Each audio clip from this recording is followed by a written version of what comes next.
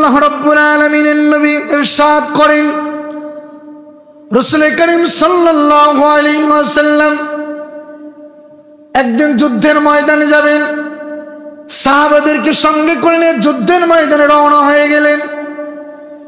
আমাদের এমন তো অবস্থা হলো, এখনকার জামানার অবস্থা হলো, আজকে মাহফিল করে যদি আমার বাড়িতে যাইতে মন না চায়, চাঁপাইনবাবগঞ্জ শহরে আমি হোটেল নিতে পারবো, ঠিক কিনা?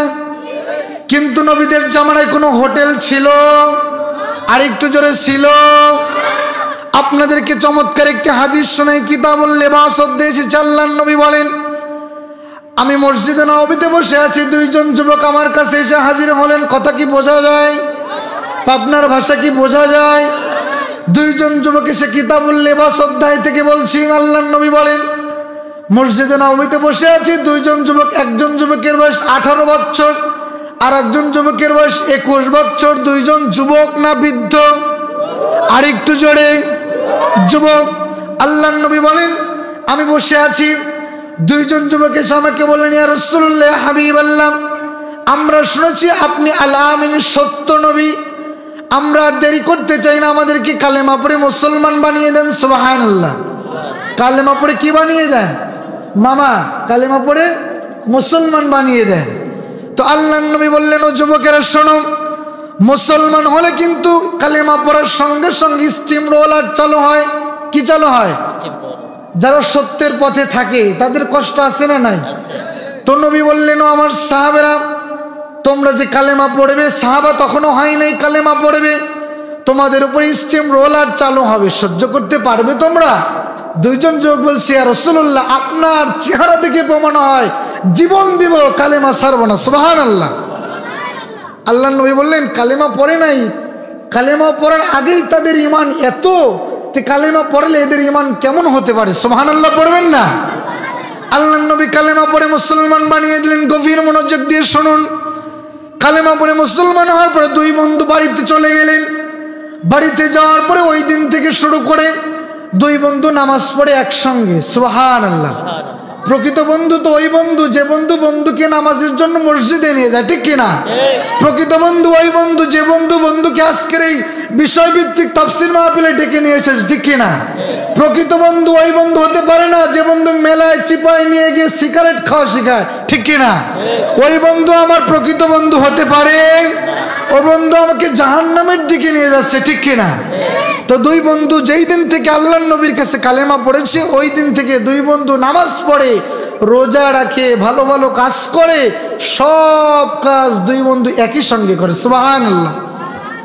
দুই বন্ধু একদিন ঘুমিয়ে আছে, ঘুমের মধ্যে দেখে এক বন্ধুর আমলের পাল্লা ভারী হওয়ার কারণে ওই বন্ধুটা উপরের জান্নাতে চলে গেছে। সুবহানাল্লাহ পড়ে স্বপ্নে দেখতেছে, দুই বন্ধুর মধ্যে এক বন্ধুর আমলের পাল্লা ভারী হওয়ার কারণে ওই বন্ধুটা উপরের জান্নাতে আর এক বন্ধুটা নিচের জান্নাতে। যেই বন্ধুটা উপরের জান্নাতে, ওর জান্নাতে একটা খুশবু বের হয়, একটা সুঘ্রাণ বের হয়, যেটা নিচের জান্নাতওয়ালার বন্ধুর জান্নাতে নাই। দুই বন্ধু পরের দিন রাসূলুল্লাহর কদম মোবারকে বলছি, ইয়া রাসূলুল্লাহ, একসঙ্গে কালেমা পড়ে মুসলমান হলাম, একসঙ্গে নামাজ পড়ি, একসঙ্গে আমরা রোজা পালন করি, ইসলামের ভালো ভালো কাজ করি, কিন্তু আমার এই বন্ধুটা কেমন করে উপরের জান্নাতে চলে গেল, আমি নিচের জান্নাতে কেন? রাসূল মুস্কি মুস্কি হাসতেছে। সুবহানাল্লাহ পড়বেন না? এ সুবহানাল্লাহ খুশি হতে পারলাম না, জোরে বলুন না সুবহানাল্লাহ। দুইজন যুবক বলছেন, ইয়া রাসূলুল্লাহ, হাসেন কেন? আল্লাহর নবী বলছেন, যুবকেরা শোনো, তোমাদের ব্যাপারে আল্লাহ পাক মাত্র আমার কাছে ওহী নাজিল করেছে। সুবহানাল্লাহ। মাত্র কি নাজিল করেছে? ওহী নাজিল করেছে। অনেকেই বলে রাসূল গায়েবের খবর জানে, নাউজু। আরেকটু বলেন নাউজু। রাসূল গায়েবের খবর জানেন? গায়েবের খবর একজন জানেন, জোরে বলুন, তিনি কে? তো রাসূল বলছেন যে আল্লাহ পাক আমাকে যা জানায় আমি সেটা জানি। তো রাসূল বলছেন, তোমাদের ব্যাপারে আল্লাহ পাক মাত্র আমাকে জানিয়েছে। সুবহানাল্লাহ। দুইজন যুবক বলছেন, ইয়া রাসূলুল্লাহ, কি জানিয়েছে বলুন? বলে, তোমরা দুই বন্ধু যেই দিন কালেমা পড়ে মুসলমান হয়েছ, ওই দিন থেকে শুরু করে নামাজে তোমাদের রাকাতের সংখ্যা সমান সমান, রোজা পালন করে একসঙ্গে, ইসলামের ভালো ভালো কাজ করে একসঙ্গে, কিন্তু তোমার যে বন্ধুটা উপরের জান্নাতে চলে গেছে, ওর আমল নামায় একটা আমল অতিরিক্ত হয়ে গেছে। সুবহানাল্লাহ পড়ুন।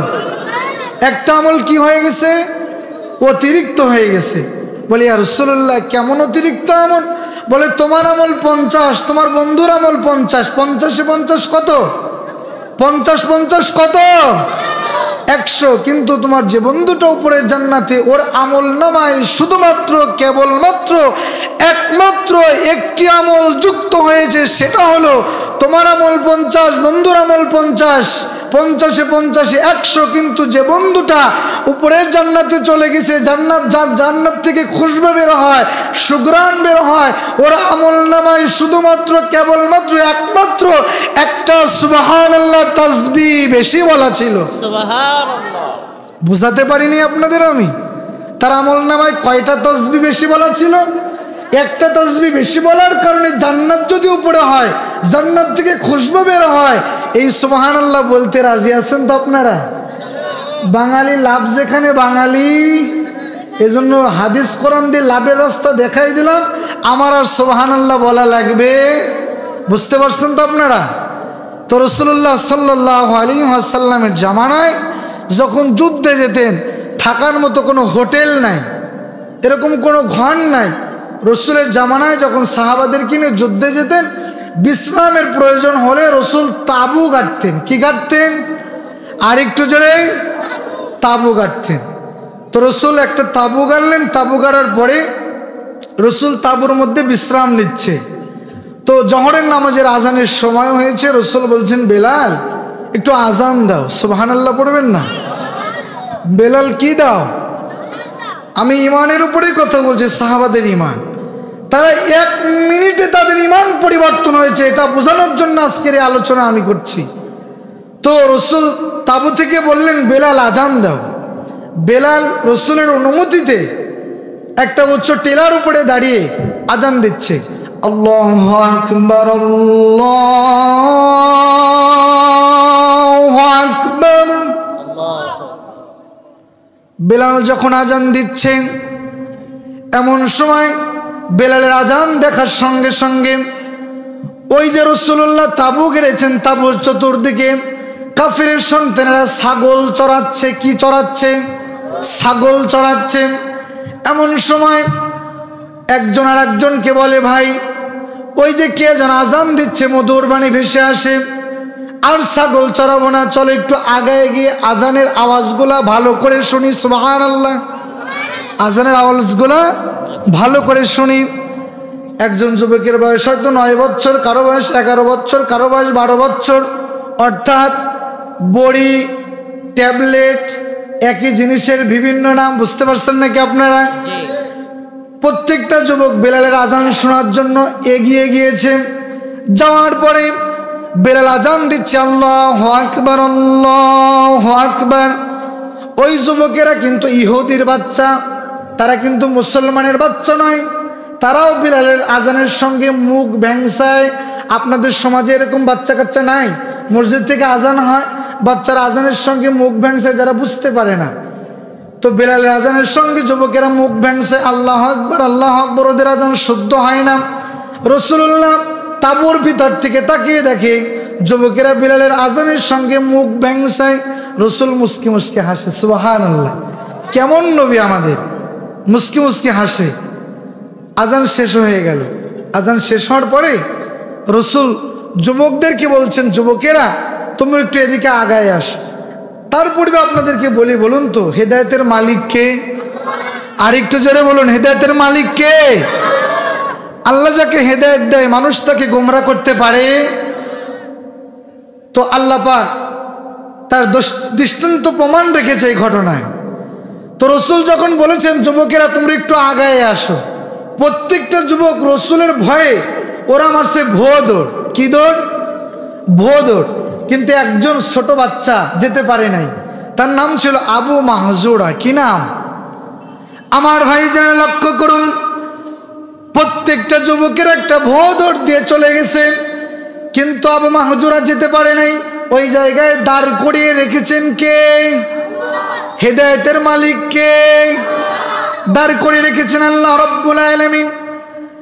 এবার রাসূলুল্লাহ বলছেন, আবু মাহজুরা একটু আগায় আসো। আবু মাহজুরা আগায় এসেছে। রাসূল বলছে, আবু মাহজুরা রে, আমি তাকিয়ে দেখলাম আমার বেলাল যখন আজান দেয়, তুমি আমার বেলালের আজানের সঙ্গে মুখ ভ্যাংসালে, তো আমি নবী এবার আজান দিব, আমি নবীর আজানের সঙ্গে একটু মুখ ভ্যাংসাবে। সুবহানাল্লাহ, কেমন নবী আমাদের। তো আমার নবী বলতেছে আল্লাহু আকবার, আল্লাহু আকবার। নবী বলেন আল্লাহু আকবার, আল্লাহ। তো আল্লাহর নবী বলেন, আবু মাহজুরা একটু বলো না আল্লাহু আকবার, আল্লাহু আকবার। আবু মাহজুরা ভয় পাচ্ছে, রসুলের সামনে দাঁড়িয়েছে। তো আবু মাহজুর আস্তে করে বলছে আল্লাহু আকবার, আল্লাহু আকবার। নবীজি বলছেন, আবু মাহজুরা আস্তে বললে যে, একটু কি জোরে বলা যায় না? আবু মাহজুরা চতুর্দিকে তাকায়, তাকিয়ে দেখে কাউকে দেখা যায় না। ওই যে বন্ধুরা এসেছে সাথে, বলছেন ইয়া রাসূলুল্লাহ, আমি যদি জোরে আল্লাহু আকবারের ধ্বনি পাঠ করি দেবে, বাড়িতে উঠতে দেবে? আবু মাহজুরা কি করলেন? চতুর্দিকে তাকায়, কাউকে দেখা যায় না। আবু মাহজুরা গলার সবটুকু শক্তি উজাড় করে দিয়ে আবু মাহজুরা বলছে আল্লাহু আকবার, আল্লাহু আকবার। আমার নবী বলছেন আশহাদু আল্লা ইলাহা ইল্লাল্লাহ। আবু মাহজুরা আস্তে করে বলছে আশহাদু আল্লা ইলাহা ইল্লাল্লাহ। আমার নবী বলে, আবু মাহজুরা আস্তে বললে কেন? একটু কি জোরে বলা যায় না? আবু মাহজুরা চতুর্দিকে তাকিয়ে দেখে কাউকে দেখা যায় না। আবু মাহজুরার সমস্ত শক্তিটুকু উজাড় করে দিয়ে আবু মাহজুরা বলছে আশহাদু আল্লা ইলাহা ইল্লাল্লাহ। আমার নবী বলে আশহাদু আন্না মুহাম্মাদুর রাসূলুল্লাহ। আবু মাহজুরা আর বলে না, কারণ হিন্দুরাও কিন্তু আল্লাহকে আল্লাহ বলে স্বীকার করে। যখনই বলছে আশহাদু আন্না মুহাম্মাদুর রাসূলুল্লাহ, তখনই আবু মাহজুরা আর বলে, আবু মাহজুরা বলো না কেন? বলে ইয়া রাসূলুল্লাহ কেমন করে বলি? তো বলছে ভয় পেও না, আমি নবীর চেহারার দিকে তাকিয়ে জবান দিয়ে বলে দাও সুবহানাল্লাহ। আবু মাহজুরা রাসূলের চেহারার দিকে তাকিয়ে স্থির থাকতে পারে নাই। আবু মাহজুরা জবান থেকে বের করেছেন কে? আর একটু জোরে বলুন কে? আবু মাহজুরা বলছে আশহাদু আন্না মুহাম্মাদার রাসূলুল্লাহ।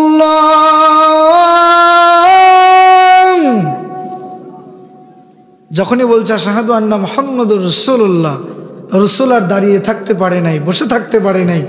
রসুল আবু মাহজুরাকে বুকের মধ্যে নিয়ে বলছে, আবু মাহজুরা তোমার আজানের ধ্বনিতে আমার হৃদয় কম্পনিত হয়েছে, জোরে বলুন সুবহানাল্লাহ। আস্তে আস্তে করে রাসূলুল্লাহ আজানটা শেষ করলেন। আবু মাহজুরা নবীর সঙ্গে আজানটা কমপ্লিট করলেন। আব্বাজানেরা ভালো করে বুঝুন সাহাবাদের ঈমান কেমন ছিল। আবু মাহজুরা আজানটা কমপ্লিট করার পরে যখন আজানটা শেষ হয়ে গেলেন, লা ইলাহা ইল্লাল্লাহ, সঙ্গে সঙ্গে আবু মাহজুরা কি করলেন?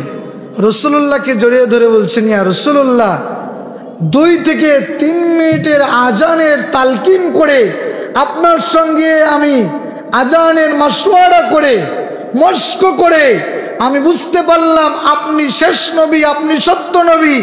ইহুদির বাচ্চা হয়ে বাড়িতে যেতে চাই না, কালেমা পড়ে এই মুহূর্তে আবু মাহজুরাকে আপনি মুসলমান বানিয়ে দেন, জোরে বলুন সুবহানাল্লাহ।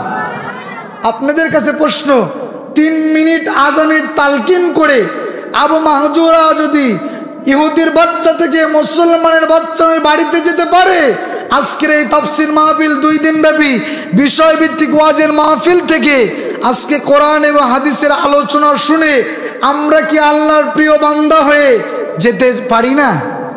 এ বিশ্বাস আপনাদের আছে? কার কার আছে হাত তোলেন তো, নারে তাকবীর। যে আজকের এই মাহফিল থেকে আমরা কোরআনের কথা শুনে আল্লাহ পাকের দেখানো পথ নবীর আদর্শ নিয়ে বাড়িতে যেতে পারবো, এ বিশ্বাস কার কার আছে হাত তোলেন, নারে তাকবীর। একজন মর্দে মুজাহিদ মাঝখান থেকে একটা তাকবীর দেন, একজন মর্দে মুজাহিদ একটা তাকবীর দেন তো দেখি, তাকবীর দেন।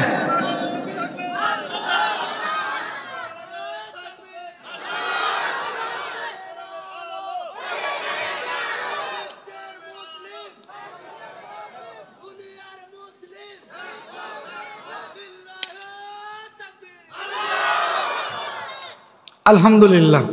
মন খারাপ করলেন আপনারা, বেজার হলেন? আসুন মূল আলোচনার দিকে চলে যাই। এখন আমি মূল কয়েকটি কথা বলেই, যেহেতু সময় খুবই কম, প্রধান বক্তা কিছু সময়ের মধ্যেই চলে আসবেন, আমরা মূল কিছু কথা বলে ইতি টানব ইনশাআল্লাহ। আমার ভাই যেন লক্ষ্য করুন, আল্লাহ রাব্বুল আলামিন বলেন, ইয়া আইয়ুহাল্লাযীনা আমানু, ইয়া আইয়ুহাল্লাযীনা আমানু। ঈমান কার উপরে আনতে হবে বলেন? আরেকটু জোরে বলুন। আল্লাহর উপরে ঈমান আনতে হবে। সমাজে অসংখ্য অসংখ্য গোষ্ঠী বের হয়েছে, বলে যে আল্লাহকে দেখা যায় না, ওই আল্লাহর ইবাদত আমরা করি না। নাউজুবিল্লাহ। আরেকটু জোরে বলুন। বলে যে আল্লাহকে দেখা যায় না, ওই আল্লাহর ইবাদত করি না। আমরা আল্লাহকে না দেখে বিশ্বাস করি, কথা ঠিক কিনা? এখানে এমন কেউ আছেন যে আল্লাহকে দেখেছেন? আমরা আল্লাহকে না দেখে বিশ্বাস করি যে আমাদের রব একজন আছে, ঠিক কিনা? আরেকটু জোরে ঠিক কিনা? সম্মানিত ভাইরা লক্ষ্য করুন, এই গোটা কোরআনটা আমি রিসার্চ করেছি ক্ষুদ্র জ্ঞানে, সূরা ফাতিহা থেকে নাস পর্যন্ত। গোটা কোরআনের মধ্যে আল্লাহ রাব্বুল আলামিন 16টি আয়াত নাজিল করেছে। জোরে বলুন কয়টি? আরেকটু জোরে বলুন কয়টি? 16টি আয়াত নাজিল করেছে আল্লাহ রাব্বুল আলামিন একজন সাহাবীকে কেন্দ্র করে। জোরে বলুন আল্লাহু আকবার। একজন সাহাবীকে কেন্দ্র করে 16টি আয়াত আল্লাহ পাক কোরআনে নাজিল করলেন। আমার কাছে ঘটনাটা কেমন যেন মনে হলো। গবেষণা করতে করতে, আমি রিসার্চ করতে করতে দেখলাম এই সাহাবীর জীবন বৃত্তান্ত কেমন ছিল।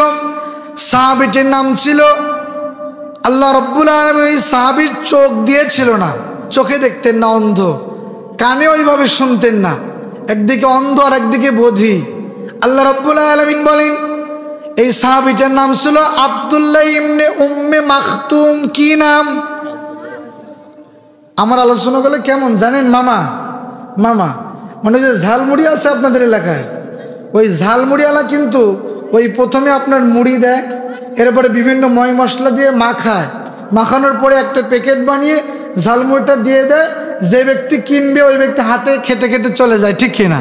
তো আমার 1 ঘন্টার আলোচনা মরিচ পেঁয়াজ ঝালমুড়ি দিয়ে আমি মাখাই, মাখানোর পরে করফার মধ্যে লাস্টে ফিনিশিং দিয়ে আপনাদের কাছে দিয়ে চলে যাব। এই 1 বছর আবার এই বিষয়ভিত্তিক ওয়াজ মাহফিল আসার আগ পর্যন্ত আপনারা এই আলোচনা ভিতর থেকে বের করে খেতে থাকবেন। সুবহানাল্লাহ। তাহলে এই আলোচনা মনে রাখতে হবে যে এই ঝালমুড়ির মধ্যে কি কি মশলা আমি দিলাম, মনে রাখা লাগবে না? তাহলে যে সাহাবীটির নাম বললাম, সাহাবীর নাম আব্দুল্লাহ ইবনে উম্মে মাখতুম। কি নাম? আব্দুল্লাহ। আরেকটু জোরে, আব্দুল্লাহ ইবনে উম্মে মাখতুম রাদিয়াল্লাহু তাআলা আনহু। রাসূল যখন যুদ্ধে যেতে, রাসূল যখন সাহাবাদের বললেন তোমরা রেডি হও, যুদ্ধে যাওয়া লাগবে, তো আব্দুল্লাহ ইবনে উম্মে মাখতুম জানতেন আমি তো অন্ধ মানুষ, রাসূল আমাকে যুদ্ধে নেবেন না। এরপরে আব্দুল্লাহ ইবনে উম্মে মাখতুম রাসূলকে বলতেন, ইয়া রাসূলুল্লাহ আমিও যুদ্ধে যাব। সুবহানাল্লাহ পড়বেন না? রাসূল বললেন, আব্দুল্লাহ ইবনে উম্মে মাখতুম তোমাকে যুদ্ধে নেওয়া যাবে না, কারণ তুমি তরবারি ধরতে পারবে না, তীর বল্লম মারতে পারবে না, তোমার কোনো কাজ যুদ্ধের ময়দানে নেই, এজন্য তোমাকে যুদ্ধে নেওয়া যাবে না। আলোচনাটা অনেক বড়, সংক্ষিপ্ত করছি বোঝানোর জন্য। তা আব্দুল্লাহ ইবনে উম্মে মাখতুম রাসূল যখন ইন্তেকাল করলেন, রাসূল ইন্তেকালের পরে ক্ষমতায় এসেছিলেন কে বলেন তো? একজন বললেন, সবাই বলুন তো। রাসূল ইন্তেকালের পরে ক্ষমতায় এসেছিলেন কে? আবু বকর ইন্তেকালের পরে ক্ষমতায় এসেছিলেন কে? জি, ওমর ইবনে খাত্তাব রাদিয়াল্লাহু তাআলা। জোরে বলুন না সুবহানাল্লাহ। এই ওমর ইবনে খাত্তাব যখন ক্ষমতায় আসলেন, একদম যুদ্ধে যাওয়ার পরে ওমর বললেন যে তোমরা রেডি হও। আমার ভাই যেন লক্ষ্য করুন, একটু খেয়াল করুন। আব্দুল্লাহ ইবনে উম্মে মাখতুম বলছেন, ভাই ওমর, রাসূল যখন যুদ্ধে যেতেন, আমি যখন যুদ্ধের প্রস্তাব করতাম, কোনো যুদ্ধে আমাকে নিতেন না। কেমন ইমানি পাওয়ার তাকে বোঝানোর জন্য বলছি। আব্দুল্লাহ ইবনে উম্মে মাখতুম বলছেন, ভাই ওমর, আপনার কাছে দরখাস্ত হলো আজকে আমাকে যুদ্ধে নিতেই হবে, যুদ্ধে নিতেই হবে, কোনো প্রকার ছাড় চলবে না। ওমর বলছেন, না, রাসূল যেখানে যুদ্ধে নেই, আমি ওমর কিভাবে নেব? প্রশ্নই আসতে পারে না। বলে আমি জানি আপনি এ কথা বলবেন, এজন্য আপনার প্রশ্নের উত্তর আজকে আমি নিয়ে এসেছি। সুবহানাল্লাহ। আপনার প্রশ্নের উত্তর আমি আজকে নিয়ে এসেছি। কি নিয়ে এসেছো? বলে আমি জানি আজকে আমি যুদ্ধে গিয়ে তরবারি ধরতে পারবো না, তীর মারতে পারবো না, কিন্তু ভাই আমার আপনি কি জানেন না, আমি আব্দুল্লাহ ইবনে উম্মে মাকতুম যদি যুদ্ধের ময়দানে যাই, আমাকে যখন যুদ্ধের সামনে আগায় দিবেন, আগায় দেওয়ার পরে আমি যখন যুদ্ধের সামনে আগায় যাব, কাফেররা আমাকে তীর মারবে, সঙ্গে সঙ্গে যুদ্ধটা আরম্ভ হয়ে যাবে, ঠিক কিনা? এই জায়গায় যদি দুই পক্ষ হয়, মারামারি লাগবে দুই পক্ষ, একজন যদি সামনে আগায় যায় আর একজন যদি তাকে আঘাত করে, মারামারিটা কিন্তু স্টার্ট হয়ে গেল, ঠিক কিনা? তা আব্দুল্লাহ ইবনে মাকতুম বলছেন আমি জানি রাসূল আমাকে এই কথা বলতেন, আমি তরবারি ধরতে পারবো না, আমি যুদ্ধ করতে পারবো না, আমি তীর মারতে পারবো না, এ কথা রাসূল বলতেন আর আমাকে যুদ্ধে নিতেন না, কিন্তু আমার বড় তামান্না, বড় ইচ্ছা আমি যুদ্ধে গিয়ে শহীদ হব। জোরে বলুন সুবহানাল্লাহ। তো আমি আজকে যুদ্ধে যাব, আমাকে যুদ্ধে যাওয়ার পরে আমার তো হাত নেই, আমাকে সামনে আগায় দিবেন, কাফেররা যখন আমাকে তীর মারবে, তীর মারার সঙ্গে সঙ্গে আপনার সাহাবারা আর বসে থাকতে পারবে না, যুদ্ধটা স্টার্ট হয়ে যাবে। জোরে বলুন সুবহানাল্লাহ। আব্দুল্লাহ ইবনে উম্মে মাকতুমকে অনুমতি দিয়ে দেওয়া হলো। যুদ্ধে যখন চলে গেলেন, আব্দুল্লাহ ইবনে উম্মে মাকতুম যখন সামনে দাঁড় করাই দিলেন, দাঁড় করাই দেওয়ার পরে যুদ্ধটা যখন শুরু হয়ে গেল, বড় আলোচনা সংক্ষিপ্ত করছি বোঝানোর জন্য, আব্দুল্লাহ ইবনে উম্মে মাকতুমের গায়ে যখন কাফেররা আঘাত করলেন, সাহাবীরা যখন যুদ্ধ আরম্ভ করলেন, যুদ্ধ করতে করতে আব্দুল্লাহ ইবনে উম্মে মাকতুম শহীদ হয়ে গেলেন। যুদ্ধ এক পর্যায়ে শেষ হয়ে গেল। খলিফা ওমর বলছেন আজকে যুদ্ধের ময়দানে যত সাহাবারা শহীদ হয়েছে, যত মানুষ শহীদ হয়েছে, তাদের লাশগুলো একত্রিত করো। সুবহানাল্লাহ। তাদের লাশগুলো কি করো? একত্রিত করো। সকলের লাশ একত্রিত করলেন। খলিফা ওমর দেখলেন আহারে আব্দুল্লাহ ইবনে উম্মে মাকতুমও শহীদ হয়েছে, তাদের কি ইমানি পাওয়ার, হাত নাই পা নাই, এরপরেও কোরআনের জন্য, রসুলের জন্য, ইসলামের জন্য তারা যুদ্ধে গিয়ে তাদের জীবন বিলীন করে দিয়েছে। কথা ঠিক কিনা? আর একটু জোরে বলুন কথা ঠিক কিনা? আজ আমাদের হাত আছে, পা আছে, ভালো কাজের দিকে ডাকলে পা ওঠে, আর একটু জোরে পা ওঠে। অথচ সাহাবাই কেরামরা যখন রসুল যখন ডাক দিতেন, জীবনের সব কিছু পেছনে ফেলে দিয়ে তারা কোরআনের জন্য, ইসলামের জন্য জীবনটা বিলীন করে দিতেন। জোরে বলুন ঠিক কিনা? এবার আব্দুল্লাহ ইবনে উম্মে মাকতুমের লাশটা পড়ে আছে নিথর দেহ। খলিফা ওমর আব্দুল্লাহ ইবনে উম্মে মাকতুমের লাশটা সামনে নিয়ে বলছেন, আরশের দিকে তাকিয়ে বলছেন, আল্লাহ আপনার বান্দা আব্দুল্লাহ ইবনে উম্মে মাকতুম যুদ্ধের ময়দানে শহীদ হয়ে গেল, আমরা আজকে কেমন করে সহ্য করব? আমরা আপনার কাছে দোয়া করছি, আল্লাহ আব্দুল্লাহ ইবনে উম্মে মাকতুমকে আপনি কবুল করে নেন। সকলেই পড়ুন আমিন। আর একটু জোরে বলুন আমিন। ইতিহাস থেকে প্রমাণ পাওয়া যায়, শেষ পর্যন্ত দেখলে পাওয়া যায়, আব্দুল্লাহ ইবনে উম্মে মাকতুমকে আল্লাহ শহীদের দরজায় কবুল করেছিলেন। জোরে বলুন সুবহানাল্লাহ। আর একটু জোরে বলুন সুবহানাল্লাহ। আমার ভাইজান লক্ষ্য করুন, রাসূলুল্লাহ সাল্লাল্লাহু আলাইহি ওয়াসাল্লাম সাহাবাদেরকে বললেন, মসজিদে আজান হয়, হাইয়া আলাস সালাহ, হাইয়া আলাল ফালাহ, ঠিক কিনা? নামাজের দিকে আসো, কল্যাণের দিকে আসো। কিন্তু রসুলের জামানায় এমন একটা আজান হতো যে আজান শোনার সঙ্গে সঙ্গে সকল মানুষ ময়দানে একত্রিত হতো। সুবহানাল্লাহ। সে আজানের বাক্যটা কি জানেন? সে আজানের বাক্যটা কি জানেন? সে আজানের বাক্যটা ছিল হাইয়া আলাল জিহাদ। জোরে বলুন সুবহানাল্লাহ। রাসূলুল্লাহর একজন জলিলুল কদর সাহাবী, বিষয় স্যার অন্যদিকে যাব না, সাহাবাদের ঈমান। রাসূলের একজন জলিলুল কদর সাহাবী নাম হানজালা। নাম কি?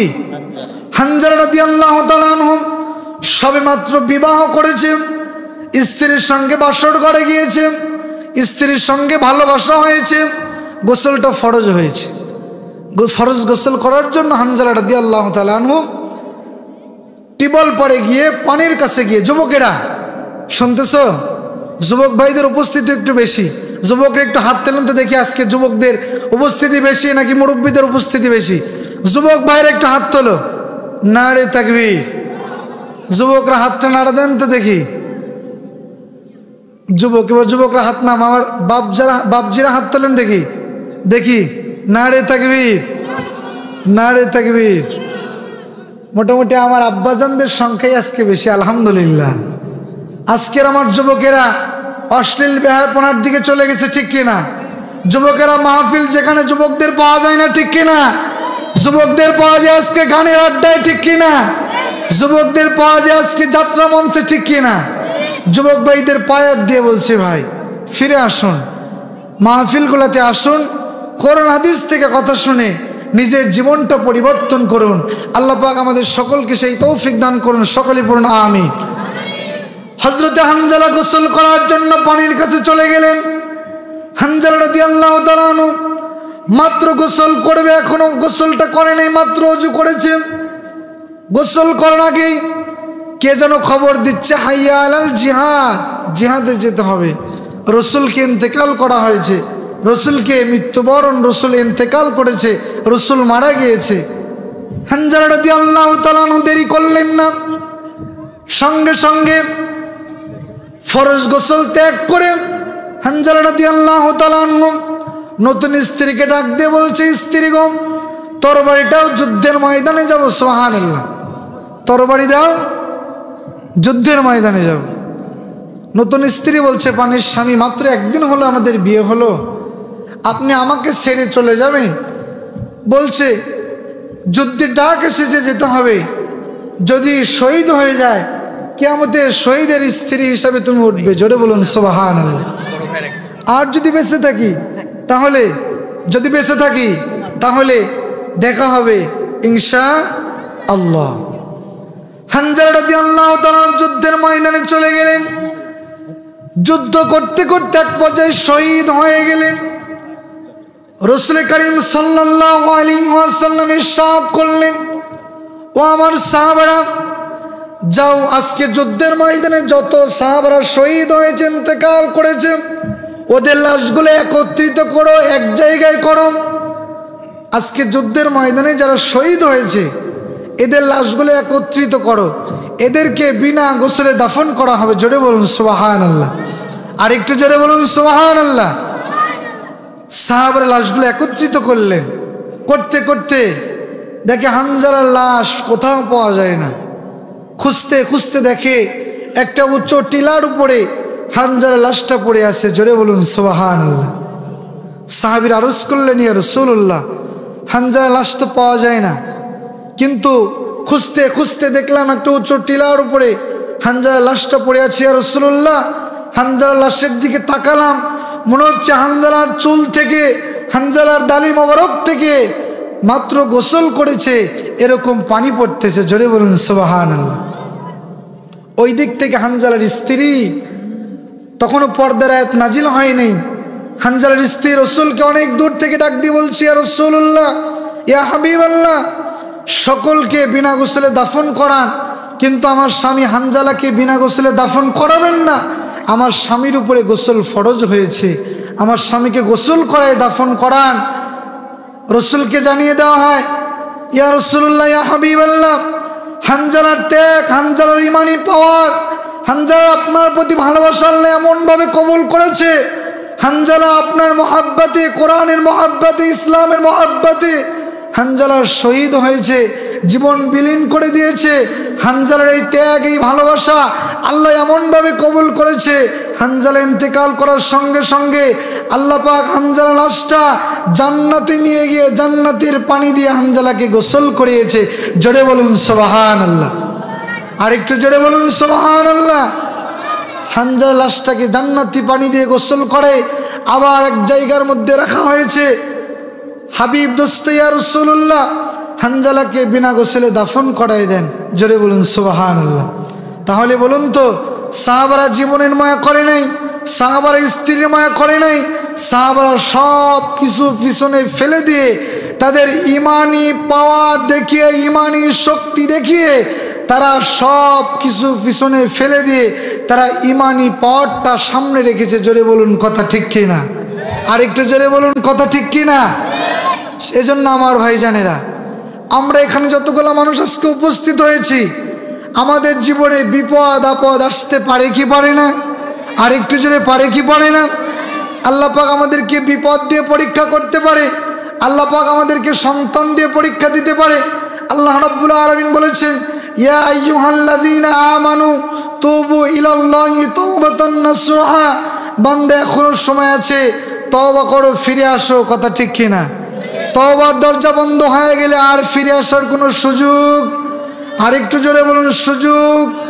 আপনাদের কাছে যে কথা বলতেছিলাম, আমাদের জীবনে বিপদ আসতে পারে কি পারে না?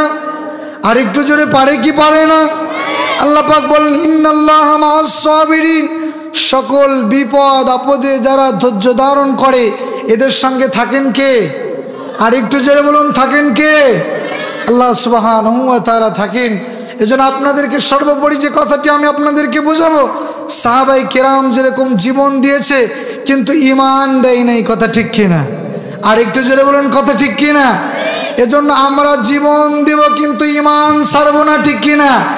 এই শর্তে রাজি আছেন কে কে? হাত তোলেন। নারে তাকবীর, নারে তাকবীর। আল্লাহ আমাদের সকলকে কবুল করুন। সকলেই পড়ুন আমিন। আর একটু জোরে বলুন আমিন। আমার ভাই যেন লক্ষ্য করুন, ভালো করে খেয়াল করুন, রাসূলুল্লাহ সাল্লাল্লাহু আলাইহি ওয়াসাল্লাম ওই যে দুইজন ব্যক্তি কালেমা পড়ে মুসলমান হলেন, বললেন কালেমা পড়ে মুসলমান হওয়ার সঙ্গে সঙ্গে তোমাদের উপরে বিপদ আসতে পারে। ঠিক কি না? দুইজন যুবক কালেমা পড়ে মুসলমান হলেন, একজন উপরের জান্নাতে, একজন নিচের জান্নাতে। মনে আছে আপনাদের? মনে আছে আপনাদের? দুইজন যুবক কালেমা পড়ে মুসলমান হলেন, যখন আমল শুরু করলেন, আমল করে গোপনে গোপনে। আমল করে কেমন? কারণ বাবা মা বংশের যারা আছে এরা ইহুদি, এরা তখনও কালেমা পড়ে মুসলমান হয়? আর একটু যদি কালেমা পড়ে মুসলমান হয় নাই, গোপনে গোপনে ইসলামের কাজ করে, গোপনে গোপনে ইবাদত করে, গোপনে গোপনে নামাজ পড়ে। পড়তে পড়তে একদিন দেখা গেল দুইজন যুবকের ইবাদত, ইসলামের কাজ প্রকাশিত হয়ে গেল। সুবহানাল্লাহ। ইসলামের কাজ গোপন থাকে বলেন? আর একটু জোরে গোপন থাকে? গোপন থাকে না। ইসলামের কাজ যত দিন যায় তত আল্লাহ রাব্বুল আলামিন ইসলামের কাজ সামনের দিকে আগায় নেয়। ঠিক কিনা? আর একটু জোরে বলুন ঠিক কিনা? এজন্য আমরা ইসলামের সঙ্গে আছি তো? আর একটু জোরে আছি তো? সর্বোপরি আমরা ইসলামের সঙ্গে থাকব, ইসলামের সঙ্গে মৃত্যুর আগ পর্যন্ত থাকার চেষ্টা করব। আল্লাহ পাক যেন আমাদের সেই তৌফিক দান করেন। সকলে পড়ুন আমিন। এইবার দুইজন যুবক যখন গোপনে আমল করে প্রকাশিত হয়ে গেলেন, প্রকাশিত হওয়ার পরে বাবা ডাক দিয়ে বলছে, সন্তানেরা তোমরা নাকি শুনলাম গোপনে আব্দুল্লাহর পুত্র মুহাম্মাদের কালেমা পড়েছ, গোপনে তোমরা ইবাদত করো, গোপনে আমল করো, এটা জানতে পারলাম। যুবক দুইজন কথা বলছে না, বারবার প্রশ্ন করা হচ্ছে, সন্তানেরা বলো তোমরা কি আব্দুল্লাহর পুত্র মুহাম্মাদের দেওয়া কালেমা গ্রহণ করেছো নাকি? কিছুক্ষণ মধ্যেই দুইজন যুবক বললেন, আব্বাজান হ্যাঁ অবশ্যই আমরা কালেমা পড়ে মুসলমান হয়েছি। আব্বা ডাক দিয়ে বলছে, সন্তানরা বাপদাদার ধর্ম ত্যাগ করে আব্দুল্লাহর পুত্র মুহাম্মাদের কালেমা পড়েছো, ঠিক করো নাই? ঠিক ঠিক করো নাই। বাপদাদার ধর্ম ছেড়ে মুহাম্মাদের কালেমা পড়েছো, ঠিক করো নাই। সময় আছে, ফিরে আস। দুইজন যুবক ডাক দিয়ে বলছেন, আব্বাজানেরা শোনেন, এমন একজন নবীর হাত থেকে কালেমা পড়ে মুসলমান হয়েছি, যেই নবীর কাছে গিয়ে কালেমা পড়ে মুসলমান হওয়া যায়, কালেমা ছাড়া যায়। আরেকটু জোরে ছাড়া যায়। আমার নবী একদিন বসে আছে, আবু জেহেল বলছেন, ভাতিজা মুহাম্মদ তুমি নাকি যে কালেমার দাওয়াত দেবে, কালেমার সত্য, তো তোমাকে একটা প্রশ্ন করব, প্রশ্নের উত্তর যদি দিতে পারো আমি আবু জেহেল কালেমা পড়ে মুসলমান হব। সুবহানাল্লাহ পড়ে। আর একটু জোরে বলুন, আর একটু জোরে বলুন। বলুন তো, আবু জেহেল কি কালেমা পড়ে মুসলমান হবে? আবু জেহেল বলছে, তুমি যদি আমার প্রশ্নের উত্তর দিতে পারো কালেমা পড়ে মুসলমান হব। তা আবু জেহেল হাতের মধ্যে নিয়েছে পাথর। জোরে বলুন, কি নিয়েছে? পাথর। পাথর নিয়ে বলছেন, ভাতিজা মুহাম্মদ বলো তো আমার হাতের মধ্যে কি আছে? তো আমার নবী বলছেন, চাচা হাতের মধ্যে কি আছে এটা তো আমি জানি না, কারণ আমার নবী তো গায়েবের খবর জানেন। তো আপনার হাতের মধ্যে কি আছে আমি জানি না। তো বলছে তুমি যদি বলতে পারো তো আমি কালেমা পড়ে মুসলমান হব। রসুল অন্তরের কল লাগিয়েছে কার কাছে বলেন? আর একটু জোরে বলুন। নবী আমার কথা বলে কার সাথে?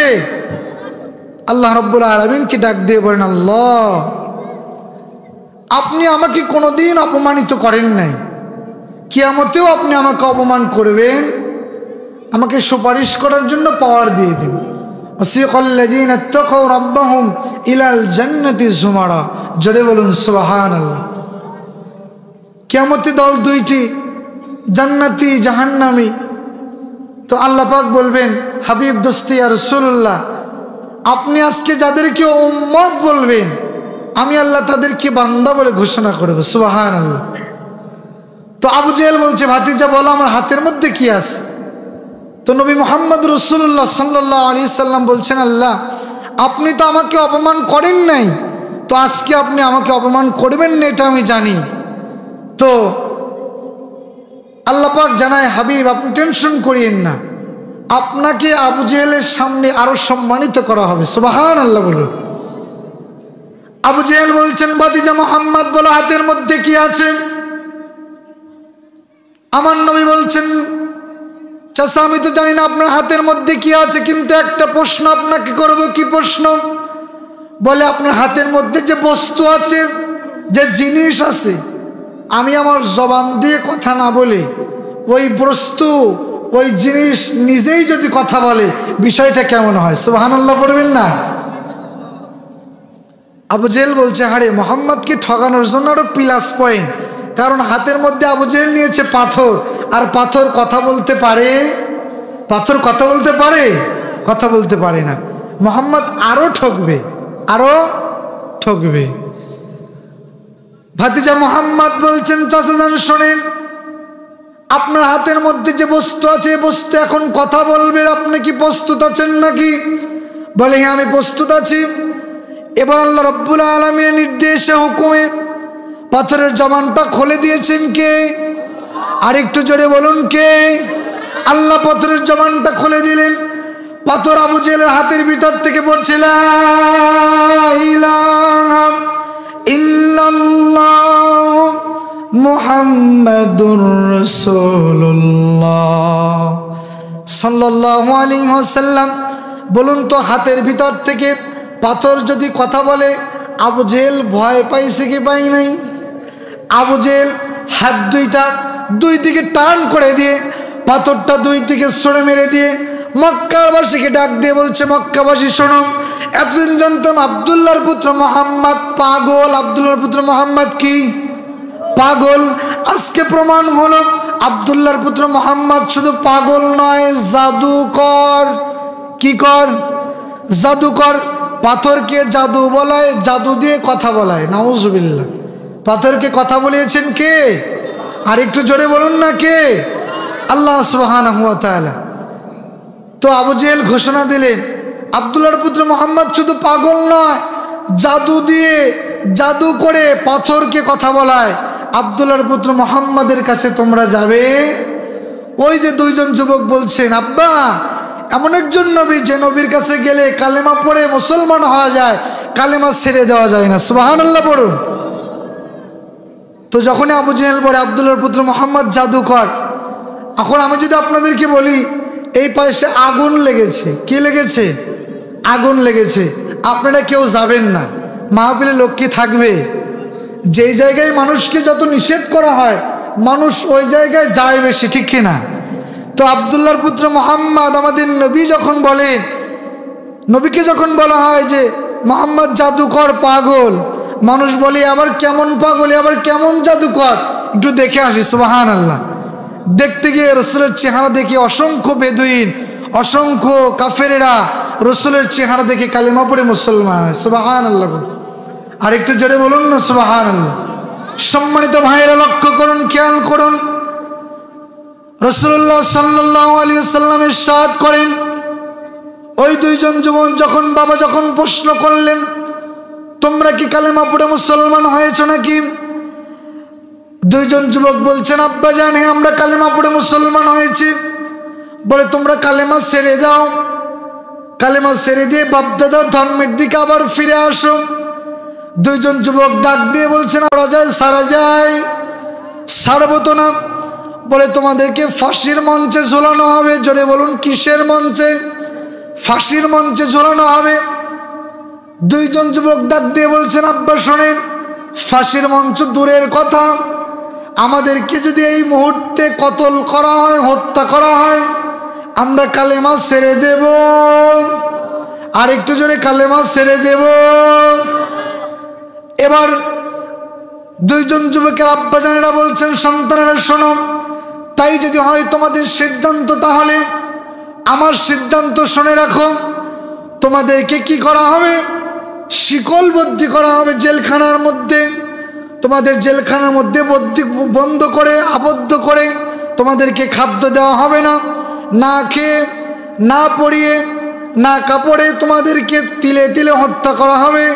বলুন তো, যারা একবার ঈমান আনে, যারা প্রকৃত ঈমানদার, এদের কাছে জেল, খাদ্য, পোশাক এইগুলোর কোনো পরোয়া আছে? আরেকটু জেলে বলুন আছে? পরোয়া নাই। তারা সব ছেড়ে দেয়, ঈমান ছেড়ে দেয় না।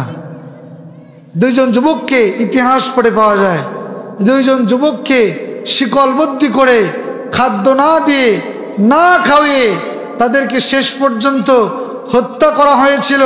তারা ঈমানের উপরে অবিচল থেকে তারা মৃত্যুকে বেছে নিয়েছিল, ঈমান ছেড়ে দিয়েছিল। আরেকটু জোরে, ঈমান ছেড়ে দিয়েছিল। আমরা মুসলমান, আমাদের ঈমান পরিপূর্ণ আছে তোরা কি বলেন? সাহাবাই কেরামদের দিকে তাকালে দেখা যায়, সাহাবাই কেরাম যখন যুদ্ধের ময়দানে যেতেন, সাহাবাই কেরামদের তরবারি, সাহাবাই কেরামদের বন্দুক, সাহাবাই কেরামদের চাকু, এইগুলার পরিমাণ কিন্তু খুব কম। কথা ঠিক কিনা? আরেকটু জোরে কথা ঠিক কিনা? কিন্তু সাহাবাই কেরামদের এমনই ইমানি পাওয়ার ছিল, সাহাবাই কেরাম যখন যুদ্ধের ময়দানে গিয়ে মাথার পাগড়িটা খুলে মাজায় বেঁধে নিয়ে যখন আল্লাহর নামে তাকবীর দিতেন, আল্লাহর নামের তাকবীরের আওয়াজে কাফেরদের হাতের তরবারি আল্লাহর নামের তাকবীরের আওয়াজে জমিনে ঝরঝর করে পড়তো। কথা ঠিক কিনা? আর একটু জোরে কথা ঠিক কিনা? আমরা সেই মুসলমান, আমাদের আওয়াজ আসতে হতে পারে, আর একটু জোরে আসতে হতে পারে। আজকের এই 2 দিন ব্যাপী মিফতাহুল ফালাহ কমিটির উদ্যোগে বিষয়ভিত্তিক ওয়াজ মাহফিলের ময়দান থেকে আমরা জানিয়ে দিতে চাই যে আমাদের ঈমান পরিপূর্ণ। কথা বলুন ঠিক কিনা? একটা তাকবীর আওয়াজে বুঝাই দিবেন, নারে তাকবীর, লিল্লাহে তাকবীর। আল কোরআনের আলো, আল হাদিসের আলো,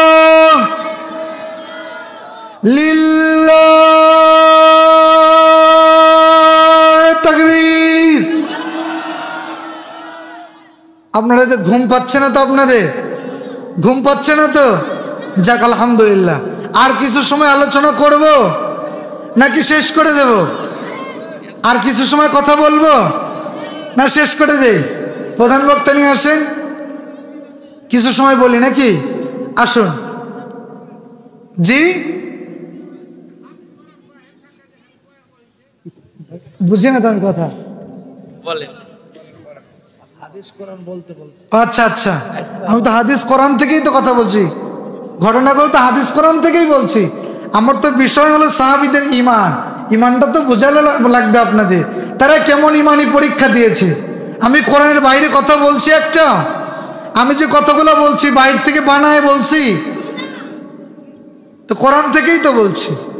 তো যাই হোক, আল্লাহ রাব্বুল আলামিন জান যে কথাগুলো বলতেছি, যা বলবো আমাদেরকে আমল করার তৌফিক দেয়। আমিন বলেন। আর একটু জোরে বলুন আমিন। আসুন কোরআনুল কারীমের দিকে আমরা একটু চলে যাই। আল্লাহ রাব্বুল আলামিন আমাদেরকে কতটুকু মেসেজ দিয়েছেন, আমাদেরকে কতটুকু সতর্ক করেছেন, আমাদেরকে কতটুকু নিষেধ করেছেন এই ঈমানের উপরে। শুনতে রাজি আছেন তো আপনারা? আসুন, আল্লাহ রাব্বুল আলামিন পবিত্র কোরআনুল কারীম সূরাত আনফাল, কি সূরা বলেন? সূরা আনফাল। আল্লাহ রাব্বুল আলামিন সূরা আনফালের 2 নম্বর আয়াতে আল্লাহ রাব্বুল আলামিন আমাদেরকে স্পষ্ট ভাষায় বলেছেন ইন্নামাল মুমিনুনা আল্লাযীনা ইযা যুকিরাল্লাহ, জোরে বলুন সুবহানাল্লাহ। আল্লাহ রাব্বুল আলামিন বলেন সূরাত আনফাল আয়াত নাম্বার 2, আল্লাহ রাব্বুল আলামিন বলেন ইন্নামাল মুমিনুনা আল্লাযীনা ইযা যুকিরাল্লাহ, জোরে বলুন সুবহানাল্লাহ। ইন্নামাল, নিশ্চয় যারা মুমিন হয়, কি হয়?